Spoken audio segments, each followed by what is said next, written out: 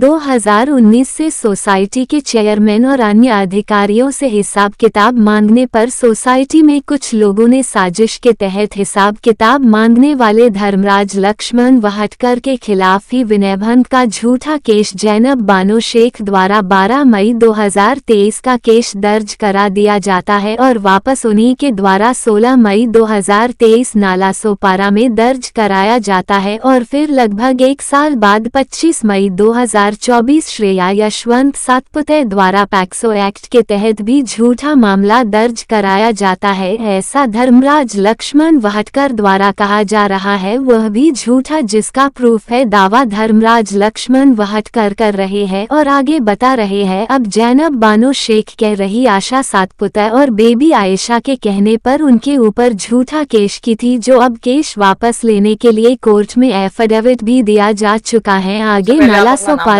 Police प्रशासन से आग्रह कर रहे हैं उनके ऊपर झूठा केस करने में शामिल सभी लोगों के खिलाफ नाला सोपारा पुलिस एफआईआर दर्ज करके उचित वैधानिक कार्यवाही करे और हमारे साथ न्याय करे। बिल्डिंग है ना, उसमें रहता हूँ और हम लोग 99 से 98 में आए यहाँ पे। मैं, मेरे पिताजी और मेरे वाइफ, मेरे बच्चे के साथ में मैं रहता हूँ और मेरे पिताजी अभी तो गुजर गए। तो ये लूज फर्नांडिस, गफूर कौजलगी, इकबाल खान, ये लोग ने जो सोसाइटी में गड़बड़ी की है, जो झूठा पेपर बनाया है, ये इसका अपराध सिद्ध करने के बजाय उन्होंने हमारे ऊपर ही लादना चाहा और ये सक्सेस में नहीं हो पा रहा था क्योंकि इनके ऊपर कार्रवाई नहीं हो रहा था। तो इन्होंने, मैं जब 2022 में अध्यक्ष बना और इनके खिलाफ सब एविडेंस मेरे हाथ में आए हैं, तो इन्होंने मेरे पर षड्यंत्र रचा। मैं मीटिंग अरेंज करता तो आते नहीं थे, मैं व्हाट्सएप पे हिसाब भेजता था तो हिसाब उन तक नहीं पहुंचे, इसके लिए व्हाट्सएप से बाहर हुए और षड्यंत्र रच के मेरे ऊपर झूठा वापस इधर रजिस्टर के पास में कंप्लेंट करते थे। और रजिस्टर को मैंने सब एविडेंस मेरे पास का मैंने सब साबित कर सकता है, ऐसा सब दिखाने के बाद भी अभी जो अमर शिंदे जो रजिस्टर है, इन्होंने भी इनके ऊपर जो खाया पिया सोसाइटी में जो पैसा अभी तक है ना, उन्होंने अभी तक वो साबित किया ही नहीं। उन्होंने वो जानबूझ के कुछ ना कुछ बहाना, पैसे का बहाना, ये सब ऐसा करके और उल्टा मेरे ऊपर ही गलत कार्रवाई किया इन्होंने। तो आपका कहना है कि आपको प्रशासन ने जो सपोर्ट नहीं किया जैसे? हाँ, प्रशासन ने सपोर्ट नहीं किया। अभी मैं क्या पूछ रहा हूँ, तो आपके ऊपर ऐसे कौन से संगीन अपराध या फिर कोई एफआईआर हुई है क्या? हाँ, हुआ है ना। जो पहला जब हेयरिंग था अमर शिंदे के पास 11 मई 2023 को, उस वक्त ये लोग ने प्लानिंग किया था मेरे ऊपर। एक जैनब बानो शेख ये जो थी, इसको भड़का दिया, भड़का के रजिस्टर के इधर पे हमारे पर मारने के लिए उसके आदमी और वो दोनों जन आए मारने के लिए। तो हम लोग ने पुलिस को फोन किया तो लोग भाग गए और नाला सोपारा पुलिस चौकी है। नाला सोपारा पुलिस चौकी का मैंने सीसीटीवी निकाला, उसमें वो बताते कि एक आम के वजह से झगड़ा हो गया। फिर हम लोग का कंप्लेंट लिखने के लिए हम लोग जब वसई पुलिस स्टेशन गए ना, तो वसई पुलिस ने भी हम लोग को सहकार्य नहीं किया, क्यों हम लोग ने मेरी औरत को और मेरी को गफूर कौजलगी ने अश्लील इशारे किया था और गंदी गंदी गाली दिया था। तो जब मैंने पुलिस को ये सब बोलने लगा तो पुलिस वाले ने बोला कि तुम कंप्लेंट ये मत करो, हम चैप्टर करेंगे। मतलब क्यों, हमने जो सच्ची कंप्लेंट की है दे रहे ना, उस कंप्लेंट को लो ना। तो बोलते नहीं, फिर वो लोग कि तुम्हारे पर ऐसा फिर गलत कंप्लेंट करेंगे करके। मतलब तुम बराबर उनके सामने बोल रहे हो तो क्यों नहीं करेंगे वो। तो उन्होंने मुझे ये करने के लिए, दबाने के लिए पुलिस वाले ने उनको सहकार्य किया। आरजीबी पुलिस वाले ने बताया कि कैसा लिखने का, क्या लिखने का, बार बार उनको कागज देते थे वापस। ये सब मेरे पास एविडेंस है, मैं ऐसे ही नहीं बोल रहा हूँ, मेरे पास सब पुरावे हैं इसके कि पुलिस ने सपोर्ट करके मेरे ऊपर 354 विनय भंग का पहला केस पुलिस वाले ने किया। कौन सा पुलिस स्टेशन में ये केस हुआ? वसई पुलिस थाने।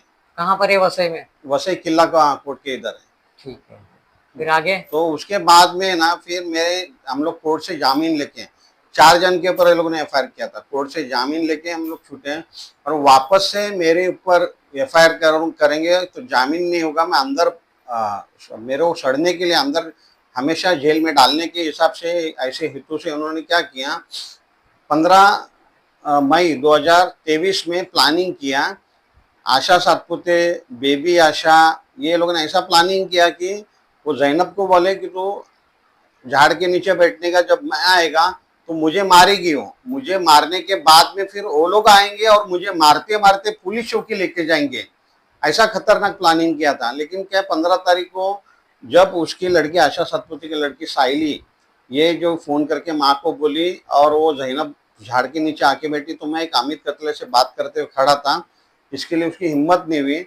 और 16 तारीख को वापस सेम हुआ, वो झाड़ के नीचे बैठी थी, मेरा एक जन ने फॉलोअप किया और जब मैं आ रहा बताया तो मैं आया ना, उसकी हिम्मत नहीं मुझे मारने की, जैसा उसने वो लोग ने बोला वैसा करने की हिम्मत नहीं हुई।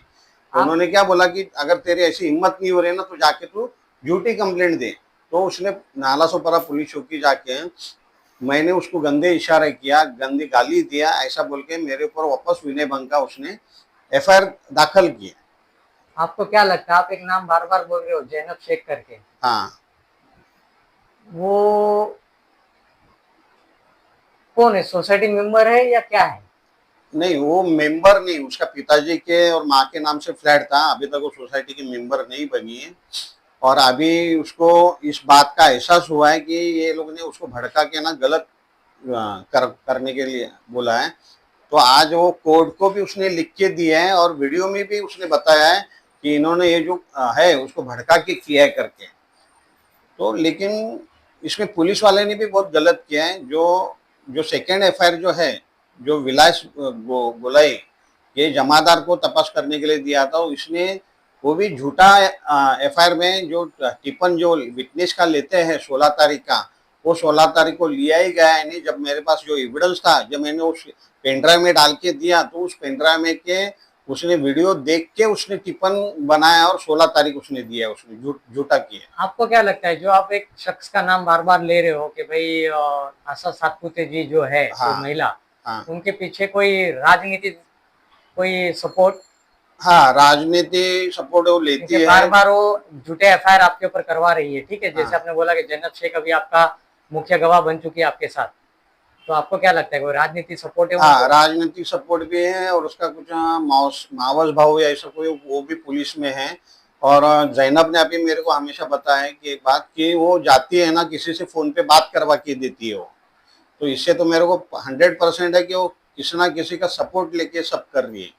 तो झूठा मेरे पास एविडेंस रहने के बाद में मेरा एफआईआर उनके ऊपर नहीं हो रहा है और उनके खिलाफ जो है, उनके खिलाफ का एविडेंस मेरे पास रहने के बाद में सुनती नहीं पुलिस, और मेरे खिलाफ कोई भी एविडेंस उनके पास नहीं है तो भी मेरे ऊपर झूठा एफआईआर करते। अभी तक आपने 2 केस के बारे में बताया, तीसरा केस कैसे बना आप पे? तीसरा मुझे पोस्को ये लोग ने प्लानिंग किया, जो आशा सातपुते का गाड़ी है वो बराबर एंट्रेंस पे खड़ी करती थी वो, और इसमें रजिस्टर भी इन्वॉल्व है, जो सोसाइटी का रजिस्टर है ना, कि वो उनका कहना है कि वो गाड़ी वहां खड़ा करने के लिए रजिस्टर ने बोला, ये पुलिस स्टेशन में भी बोला है और पुलिस स्टेशन का सीसीटीवी भी मेरे पास में है। ये सारे चीजें जो आप बता रहे हो एकदम दावे के साथ, उसके कोई पुरावे है, कोई ठोस पुरावे? सब सीसीटीवी है, वीडियो है, ये सब मेरे पास में है। इन्होंने 24 मई को प्लानिंग किया, उसके पहला क्या 17 मई को जो है ना, हम लोग को झूठा यानी कि बजट, हम लोग को सोसाइटी को लागू नहीं है बजट, और मेंटेनेंस सिर्फ 7-8 लोग भरते थे, 7-8 लोग के मेंटेनेंस पे मैं सोसाइटी चला रहा था। तो रजिस्टर ने ये बजट नहीं रखा, ऐसा झूठा इल्जाम, यानी समझो बजट लागू ही नहीं है, ये रखे कि हमको 5 साल के सस्पेंड कर दिया। और फिर 5 साल के लिए सस्पेंड करने के बाद भी इन्होंने षड्यंत्र रचा कि मेरे को यहाँ से हमेशा जेल में डालने के लिए या भगाने के लिए उन्होंने चक्कर चलाया। और जो रास्ते में गाड़ी खड़ी की, मैं गैरेज पे गाड़ी रखा था, मैं मेरी साली को बोला कि मेरे गाड़ी लाने का है, उनको बोल उनकी गाड़ी हटाने के लिए। जब मेरी साली उनको बोलने के लिए गई कि गाड़ी हटाने के लिए, तो बोले हम नहीं हटाते, तुम तो जो करने का करो करके ऐसा उसको बोला। तो मैं जब गाड़ी लेके आया, जब नहीं हटा रहा तो मैं क्या कर गया, फिर मैं उसके सामने खड़ी कर दिया। मेरे औरत उनको समझाने के लिए गई, लेकिन उनका एक षड्यंत्र रहा, वो षड्यंत्र रचा उन्होंने। और पुलिस चौकी में 2-3 बार गया उस टाइम कंप्लेंट देने के लिए इस बार, लेकिन पुलिस वाले ने भी नहीं सुना मेरी। और उसकी जो 18 अंडर 18 जो लड़की है, वो लोगों ने प्लानिंग करके उस लड़की को, मेरी सीसीटीवी में दिखता है कि वो येलो टी शर्ट में भागते भागते घर पे जाती है और काला टी शर्ट पहन के आती है। फिर हम लोग से वापस वो आर्ग्यूमेंट करती है, तब उसका पिताजी है। फिर उसके बाद में हम लोग भी पुलिस चौकी गए हैं, फिर पुलिस चौकी ने क्रॉस एनसी लिया और क्रॉस एनसी होने के बाद में फिर हम लोग घर पे आए। लेकिन हमारे सामने उसकी लड़की ने क्या बोला कि साहब हमको एक सीक्रेट बात करने का तुम्हारे से, व्यक्तिगत बात करना है। तो पुलिस वाले ने हमको भेज दिया था और उन्होंने व्यक्तिगत क्या बात की ये आज हमको समझ में आ रहा है कि उन्होंने मैनेज किया और उसको जैसा गंभीर गुना हमारे ऊपर ना झूठा गुना डालेला है। आपने जैसे बताया सेकंड एफआईआर हुआ और उसकी सेकंड एफआईआर की जो शख्स है जैनब शेख, हाँ। उसने आपको कुछ बताया कि भाई मुझे किसी के कहने पे मुझे सब करवाया गया था? हाँ हाँ बोलिए उसके ना। कोई पुरावे है या फिर है। उसने कोई एफिडेविट कोर्ट में दिया है? उसने एफिडेविट भी दिया है और मेरे पास वीडियो भी है उसका, उसने जो बोला है ना उसका वीडियो भी है मेरे पास में। अभी जो करंट केस जो चल रही है उसमें आपके जो लोकल पुलिस स्टेशन है, हाँ। वो कौन सा पुलिस स्टेशन है? उनके पीआई वगैरह क्या कोई सपोर्ट कर रहे हैं कि उनका नाम क्या है? नहीं, सिर्फ कमिटमेंट करते हम तुम्हारा काम करेंगे, लेकिन करते तो कुछ नहीं है। मेरे पास एविडेंस रहने के बावजूद भी ना ये कुछ नहीं करते। एरिया कौन सा है आपका? नाला सुपारा पश्चिम। कौन से पुलिस स्टेशन के अंतर्गत आता है? नाला सुपारा। वहाँ के पीआई का नाम? वलवी। पूरा नाम कुछ आइडिया? पूरा नाम तो अभी तो याद नहीं, लेकिन वलवी मेरे को याद है। उनसे आपका जब आप उनके संपर्क में आए तो उन्होंने क्या किया? वो हमेशा आश्वासन देते हैं करता हूँ करके करता हूँ, लेकिन करते कुछ नहीं है। ठीक है, तो अभी आप क्या चाहते हो इस मैसेज के जरिए, क्या चाहते हो? मेरे पास मीडिया से क्या सपोर्ट चाहते हो? नहीं, मेरे पास का जो एविडेंस है मैंने राइटिंग में जो कंप्लेंट डाली है, मेरे एविडेंस के आधार पे उनके पर एफआईआर करो। अगर उनके पर एफआईआर नहीं करेंगे तो और भी मुझे वापस वो झूठा कंप्लेंट करके परेशान करेंगे। मेरे पास वापस ऐसा कुछ गंभीर गुना दाखिल करेंगे, हमारा जीना मुश्किल कर देंगे। तो महोदय अभी आप क्या चाहते हो, प्रशासन से क्या मदद चाहते हो? देखो, एक तो जो पोस्को मेरे ऊपर जो डाला है झूठा, मेरे पास एविडेंस है उसके पूरे। चार्जशीट में जो झूठा किया है उसके भी सब एविडेंस हैं। और मुझे शंका है कि जो 26 तारीख का ये लोग ने जो टिपन जो बोलते हैं ना विटनेस करके इन्होंने जो पुलिस ने जो बयान लिया है, तो वो 26 मई 2024 को नहीं लिया है। क्यों मैं आरटीआई डाला हूँ, आरटीआई मुझे अभी तक वो सीसीटीवी नहीं दिया है और मुझे उसका बताया नहीं कि ये 26 तारीख को लिया। ये भोसले ने ये झूठा किया, मेरे को ऐसा लग रहा है। और इसमें टोटल पोस्को में 14 लोग इन्वॉल्व हैं। तो 14 लोग के मैं नाम बताता हूँ। एक तो श्रेया यशवंत सातपुते हैं, आशा यशवंत सातपुते हैं, काजल उर्फ समृद्धि यशवंत सातपुते हैं, यशवंत सातपुते हैं, साइली यशवंत सातपुते हैं, श्रद्धा यशवंत सातपुते हैं, अमित कुमार महादेव कतले हैं, प्रियंका अमित कुमार कतले हैं, पाकिजा लईक खान पठान है, मुकद्दर लईक खान पठान है, अजरीन मुकद्दर खान पठान है, मुराद लईक खान पठान है, हमीदा मोहम्मद जफर कौजलगी, हाजी करीम मोहम्मद साहब कुरैशी। ऐसा 14 लोग ये पोस्को में जो है ना इन्वॉल्व है। इन्होंने मुझे एक षड्यंत्र करके फंसाया है। इन 14 लोगों के ऊपर एफआईआर होना चाहिए। और जो विनय भंग वाला जो है उसमें भी ऐसा ही 7-8 जन के नाम है, उनके ऊपर भी एफआईआर होना चाहिए कि मेरे ऊपर ना झूठा एविडेंस बना के इन्होंने मुझे फंसाया है षड्यंत्र रच के। तो ये सेक्शन में उनके ऊपर एफआईआर होके इनको मुझे न्याय देना चाहिए।